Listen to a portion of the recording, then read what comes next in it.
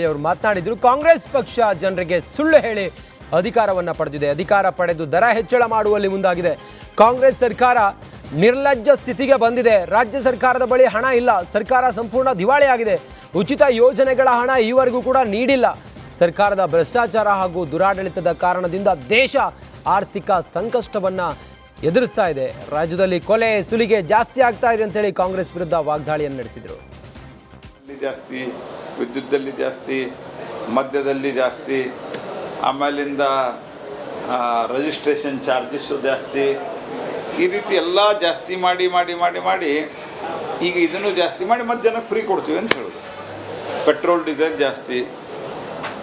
ಇವರು ಎಷ್ಟನ್ನು ಕಲೆಕ್ಟ್ ಮಾಡ್ತಾ ಇದ್ದಾರಲ್ಲ ಅದರ 10% ಈ 2000ದಿಂದ 2,000 ರೂಪಾಯಿ ಕೊಡೋದು ಮತ್ತು ಇತ್ಯಾದಿಯಲ್ಲಿ ಇವನ್ 10% ವಿಲ್ ನಾಟ್ ಬಿ ಕೋಟ್. ಜಾಸ್ತಿನೇ ದುಡ್ಡು ಖರ್ಚು ಮಾಡ್ತಾರೆ. ಅದರ ಭ್ರಷ್ಟಾಚಾರ ದುರಾಡಳಿತದ ಕಾರಣದಿಂದ ರೆವಿನ್ಯೂ ಸರ್ಪ್ಲಸ್ ಸ್ಟೇಟ್ನಿಂದ ರೆವಿನ್ಯೂ ಡೆಫಿಷಿಯೇಟ್ ಸ್ಟೇಟಿಗೆ ಹೋಗ್ತಾ ಇದೆ ರಾಜ್ಯ. ಹಾಲ್ದಲ್ಲಿ ಜಾಸ್ತಿ, ವಿದ್ಯುತ್ತಲ್ಲಿ ಜಾಸ್ತಿ, ಮದ್ಯದಲ್ಲಿ ಜಾಸ್ತಿ, ಆಮೇಲಿಂದ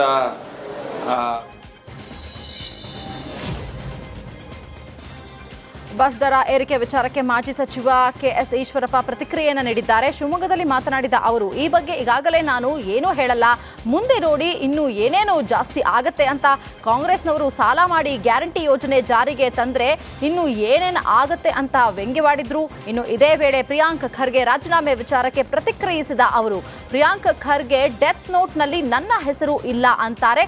ಬಿಜೆಪಿಯವರು ಪ್ರಿಯಾಂಕ್ ಖರ್ಗೆ ಹೆಸರಿದೆ, ರಾಜೀನಾಮೆ ತಗೊಳ್ಳಿ ಅಂತಾರೆ. ನನ್ನ ಮೇಲೆ ಆರೋಪ ಬಂದಾಗ ನಾನು ಆ ದಿನವೇ ರಾಜೀನಾಮೆ ಕೊಟ್ಟೆ. ಭಗವಂತನ ದಯೆಯಿಂದ ನನ್ನ ವಿರುದ್ಧ ತನಿಖೆ ನಡೆದು ನಿರ್ದೋಷಿ ಅಂತಾಯ್ತು. ನನಗೆ ಯಾರು ತೊಂದರೆ ಕೊಟ್ಟರೋ ಅವರೆಲ್ಲ ಈಗ ಅನುಭವಿಸ್ತಾ ಇದ್ದಾರೆ, ಮುಂದೆಯೂ ಅನುಭವಿಸ್ತಾರೆ ಅಂತ ಹೇಳಿ ಆಕ್ರೋಶವನ್ನು ವ್ಯಕ್ತಪಡಿಸಿದರು.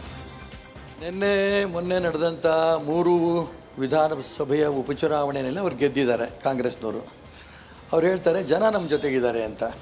ಹಾಗಾಗಿ ಜನ ಅವ್ರ ಜೊತೆಗಿರೋಂಥ ಈ ಸಂದರ್ಭದಲ್ಲಿ ನಾನೇನು ಉತ್ತರ ಕೊಡಲಿ? ಇನ್ನೂ ಸಾಕಷ್ಟು ಅನುಭವಿಸ್ಬೇಕಾಗದೆ. ಇಡೀ ರಾಜ್ಯ ಜನ ಅವ್ರ ಗ್ಯಾರಂಟಿಗಳನ್ನು ನಂಬಿಕೊಂಡು ಓಟ್ ಕೊಟ್ಟಿದ್ದಾರೆ. ಇನ್ನೂ ಅವ್ರ ಜೊತೆಗಿರೋದ್ರಿಂದ ಇನ್ನೂ ಎಷ್ಟು ಅನುಭವಿಸ್ಬೇಕು ಅನ್ನೋದು ನೋಡೋಣ. ಈಗಲೇ ನಾನೇನು ಹೇಳೋಕ್ಕೆ ಇಷ್ಟಪಡಲ್ಲ. ನಾನು ಇಷ್ಟೇ ಹೇಳಬಲ್ಲೆ, ಇದು BJP ಕಾಂಗ್ರೆಸ್ಸು ಪ್ರಶ್ನೆ ಅಲ್ಲ. ಸಂತೋಷ ಅನ್ನೋಂಥ ಒಬ್ಬ ಹುಡುಗ ಅವನು ಆತ್ಮಹತ್ಯೆ ಮಾಡ್ಕೊಂಡ. ನನ್ನ ಹೆಸರು ಬರೆದಿದ್ದ. ಆ ಚೀಟಿ ಎಲ್ಲೋ ಇದ್ದು ಆ ಚೀಟಿ ತಂದರು ಅಂದರೂ ನಾನು ವಿವರಕ್ಕೆ ಹೋಗಲ್ಲ. ನಾನು ಇಮ್ಮಿಡಿಯೇಟಾಗಿ ನೈತಿಕ ಹೊಣೆ ಹೊತ್ತು ಕೇಂದ್ರದ ಪ್ರಧಾನಮಂತ್ರಿ, ಗೃಹ ಮಂತ್ರಿಗಳೆಲ್ಲ ಒಪ್ಪಿಗೆ ತೊಗೊಂಡು ನಾನು ತಕ್ಷಣ ರಾಜೀನಾಮೆ ಕೊಟ್ಟೆ. ದೇವ್ರ ದಯದಿಂದ ನಾನು ನಿರ್ದೋಷಿ ಅಂತ ತೀರ್ಮಾನ ಹೊರಗೆ ಬಂದಿದ್ದೇನೆ. ಯಾರ್ಯಾರು ನಾನು ಸಿಗಿಸ್ಬೇಕು ಅಂತ ಪ್ರಯತ್ನ ಮಾಡಿದ್ರು ಅವರೆಲ್ಲ. ಶಕ್ತಿ ಸಂರಕ್ಷಣೆ ಜಾಗೃತಿ ಅಂಗವಾಗಿ ಕಲಬುರಗಿಯಲ್ಲಿ ಇಂಧನ ಉಳಿಸುವಂತೆ ವಿದ್ಯಾರ್ಥಿಗಳಿಂದ ಜಾಗೃತಿ ಜಾಥಾ ಹಮ್ಮಿಕೊಳ್ಳಲಾಗಿತ್ತು. ಕಲಬುರಗಿ ನಗರದ ಖಾಸಗಿ ಶಾಲೆಯಿಂದ ಗ್ರೀನ್ ಎನರ್ಜಿ ಉಳಿಸಿ ಎಂಬ ಜಾಗೃತಿ ಕಾರ್ಯಕ್ರಮದಲ್ಲಿ 100 ವಿದ್ಯಾರ್ಥಿಗಳು ಭಾಗವಹಿಸಿ ಜಿಲ್ಲಾಧಿಕಾರಿ ಕಚೇರಿವರೆಗೆ ಜಾಗೃತಿ ಜಾಥಾ ನಡೆಸಿದರು.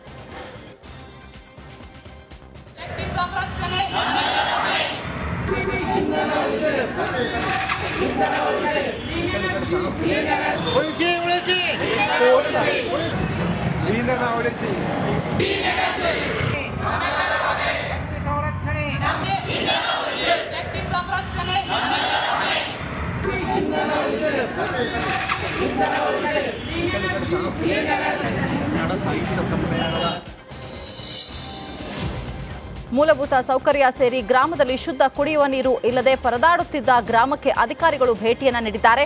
ಯಾದಗಿರಿ ಜಿಲ್ಲೆಯ ಗುರುಮಟ್ಕಲ್ ತಾಲೂಕಿನ ರಾಂಪುರಕ್ಕೆ ಗ್ರಾಮದಲ್ಲಿ ಶುದ್ಧ ಕುಡಿಯುವ ನೀರಿನ ಘಟಕ ಉದ್ಘಾಟನೆ ಮಾಡುವಂತೆ ಆಗ್ರಹಿಸಿ ಖಾಲಿ ಕೊಡ ಹಿಡಿದು ಪ್ರತಿಭಟನೆಯನ್ನ ನಡೆಸಿದ್ರು. ಈ ಬೆನ್ನಲ್ಲೇ ಅಧಿಕಾರಿಗಳು ಗ್ರಾಮಕ್ಕೆ ಭೇಟಿಯನ್ನು ನೀಡಿ ಕೆಟ್ಟು ನಿಂತಿರುವ RO ಪ್ಲಾಂಟ್ ದುರಸ್ತಿಗೆ ಮುಂದಾಗಿದ್ದಾರೆ. ತಾಲೂಕು ಪಂಚಾಯತ್ IO ಬಬಲಗಿ ಭೇಟಿ ನೀಡಿ ಪರಿಶೀಲನೆಯನ್ನು ನಡೆಸಿದ ಬಳಿಕ ನೀರಿನ ಟ್ಯಾಂಕ್ ಸಹ ಶೀಘ್ರದಲ್ಲೇ ಉದ್ಘಾಟನೆ ಮಾಡುವ ಭರವಸೆಯನ್ನ ನೀಡಿದ್ದಾರೆ. ಜೊತೆಗೆ ಗ್ರಾಮದಲ್ಲಿ ಬಿದ್ದಿರುವ ತಗ್ಗುಗುಂಡಿ ಮುಚ್ಚಿ ಕಲುಷಿತ ನೀರು ನಿಲ್ಲದಂತೆ ನೋಡಿಕೊಳ್ಳಿ ಅಂತ ಗ್ರಾಮ ಪಂಚಾಯತಿ ಅಧಿಕಾರಿಗಳಿಗೆ ಸೂಚನೆಯನ್ನ ನೀಡಿದ್ದಾರೆ.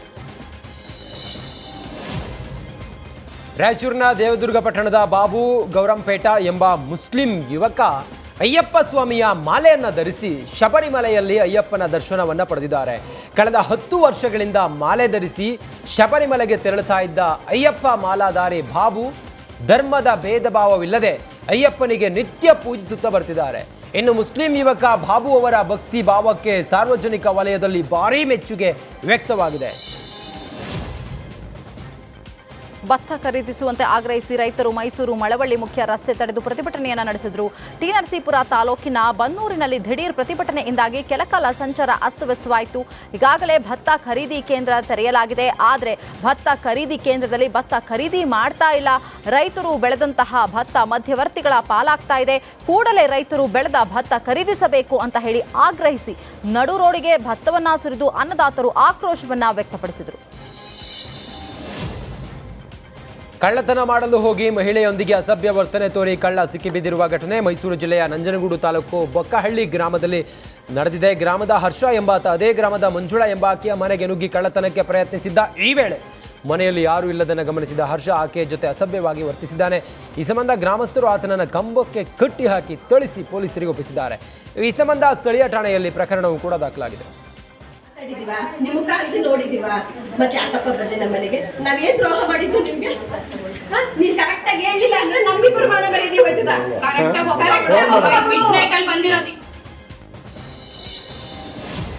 ಬೆಂಗಳೂರಿನ ಬಾಗಲೂರು ವಿಜೆ ಇಂಟರ್ನ್ಯಾಷನಲ್ ಶಾಲಾ ಮೈದಾನದಲ್ಲಿ 4ನೇ ಕರ್ನಾಟಕ ರಾಜ್ಯ ವೈಜ್ಞಾನಿಕ ಬೃಹತ್ ಸಮ್ಮೇಳನ ನಡೆಸಲಾಯಿತು. ನಾಡಗೀತೆ ಹಾಡುವುದರ ಮೂಲಕ ವೈಜ್ಞಾನಿಕ ಸಂಶೋಧನಾ ಸಮ್ಮೇಳನಕ್ಕೆ ಚಾಲನೆಯನ್ನ ನೀಡಲಾಯಿತು. ಇನ್ನು ಈ ಸಮ್ಮೇಳನದಲ್ಲಿ ರಂಗಭೂಮಿ ಕಲಾವಿದೆ, ಚಲನಚಿತ್ರ ನಟಿ ಉಮಾಶ್ರೀ, ಮುಖ್ಯಮಂತ್ರಿಗಳ ಕಾರ್ಯದರ್ಶಿ BR ಪಾಟೀಲ್ ಭಾಗಿಯಾಗಿದ್ದರು. ಗದಗ ಜಿಲ್ಲೆಯ ಶಿರಹಟ್ಟಿ ತಾಲೂಕಿನಲ್ಲಿ ಚಿರತೆ ಭೀತಿ ಶುರುವಾಗಿದೆ. ರಾಮಗೇರಿ, ಬಸಾಪುರ, ದೇವಿಹಾಳ ಗ್ರಾಮದಲ್ಲಿ ಆಗಾಗ ಚಿರತೆ ಪ್ರತ್ಯಕ್ಷ ಆಗ್ತಾ ಇದೆ. ಹೀಗಾಗಿ ಗ್ರಾಮಸ್ಥರು ಎಚ್ಚರಿಕೆಯಿಂದ ಇರುವಂತೆ ಗ್ರಾಮ ಪಂಚಾಯಿತಿಯಿಂದ ಡಂಗೂರ ಬಾರಿಸುವ ಮೂಲಕ ಎಚ್ಚರಿಕೆಯನ್ನ ನೀಡಿದ್ದಾರೆ.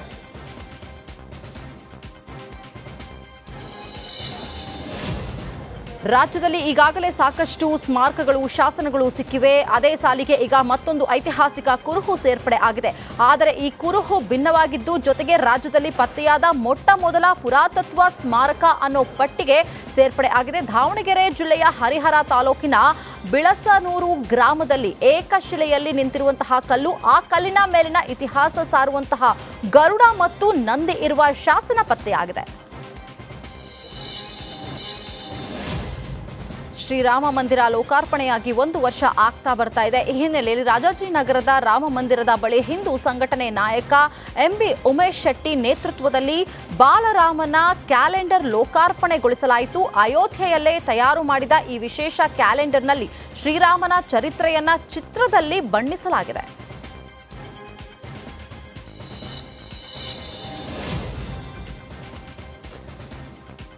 ಇನ್ನು ರಾಜಸ್ಥಾನದ ಪ್ರಸಿದ್ಧ ಅಜ್ಮೀರ್ ಶರೀಫ್ ದರ್ಗಾಕ್ಕೆ ಪ್ರಧಾನಿ ನರೇಂದ್ರ ಮೋದಿ ಅವರು ಚಾದರವನ್ನು ಉಡುಗೊರೆಯಾಗಿ ನೀಡಿದ್ದಾರೆ. ಕೇಂದ್ರ ಸಚಿವ ಕಿರಣ್ ರಿಜಿಜು ಅವರಿಗೆ ಚಾದರ ಹಸ್ತಾಂತರಿಸಿದ್ದಾರೆ. ಉಡುಗೊರೆಯಾಗಿ ನೀಡಿದ ಚಾದರವನ್ನು ನಿಜಾಮುದ್ದೀನ್ ಔಲಿಯಾಗೆ ಕೊಂಡೊಯ್ದ ನಂತರ ನಾಳೆ ಅಜ್ಮೀರ್ ಶರೀಫ್ ದರ್ಗಾಗೆ ಕೊಂಡೊಯ್ಯಲಾಗ್ತದೆ. ಪ್ರಧಾನಿ ನರೇಂದ್ರ ಮೋದಿ ಅವರು ಕಳೆದ 10 ವರ್ಷಗಳಿಂದಲೂ ಕೂಡ ಅಜ್ಮೀರ್ ದರ್ಗಾಗೆ ಚಾದರವನ್ನು ಕಳಿಸ್ತಾ ಇದ್ದಾರಂತೆ. ಅಣ್ಣಾ ವಿಶ್ವವಿದ್ಯಾಲಯದಲ್ಲಿ ನಡೆದಂತಹ ಲೈಂಗಿಕ ದೌರ್ಜನ್ಯ ಪ್ರಕರಣ ದೇಶಾದ್ಯಂತ ಕಿಚ್ಚನ್ನ ಹಚ್ಚಿಸಿತ್ತು. ಇದೀಗ ದೌರ್ಜನ್ಯವನ್ನು ಖಂಡಿಸಿ ಬಿಜೆಪಿ